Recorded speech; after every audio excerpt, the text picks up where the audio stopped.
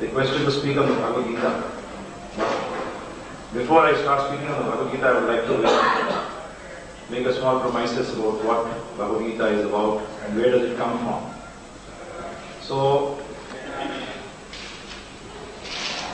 first word which most of us hear is the word Veda. I think so everyone must have heard about this word Veda.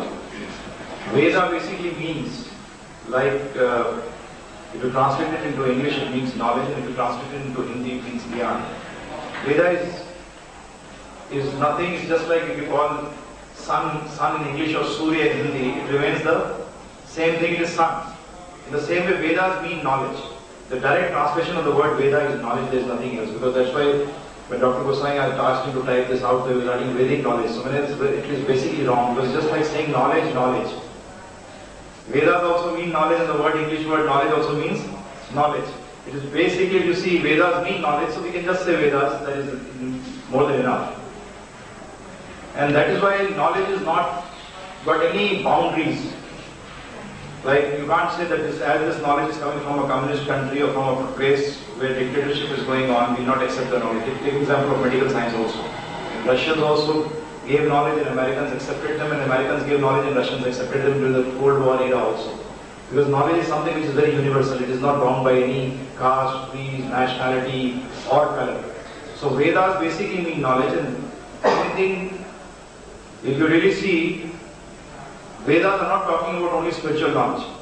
Knowledge cannot be again said to be only spiritual or only material. Knowledge means that it should be knowledge of physical as well as metaphysical.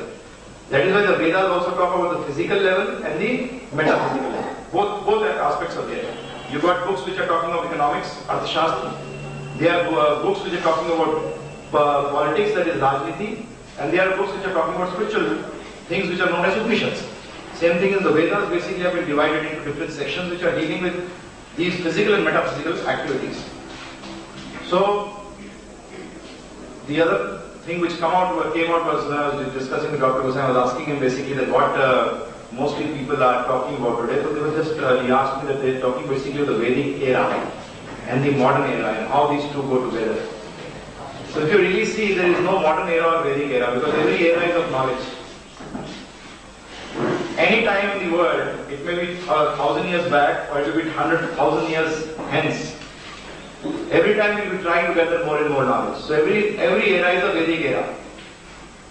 Modern era is a very relative term.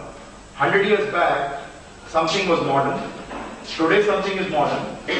And 100 years after today, it will also be modern during that time. So every modern is a very relative term. So you can't say modern, something modern and that is old or modern. No, that concept is, I think, so very, if you go into knowledge, that concept is very poor. Yes, you can say more advanced knowledge or less advanced knowledge. That will be a better way to say that. Now, sometimes we feel that today's knowledge which we have is much more advanced than what it was before. Maybe we are right and maybe we are wrong. Because today, basically, archaeologists and anthropologists who are basically going into all this are starting to find that whatever theories they had put across, that civilization was only 2,000 years old or 3,000 years old, it has been changing for the last 30 years now, and changing very rapidly.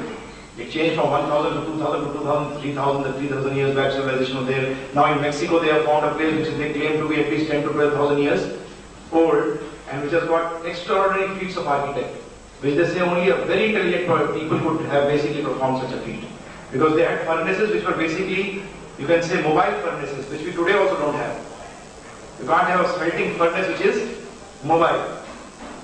You don't have smelting furnaces which are mobile, but there basically they have found such things which indicate that there must have been mobile furnaces or smelting furnaces during that time also.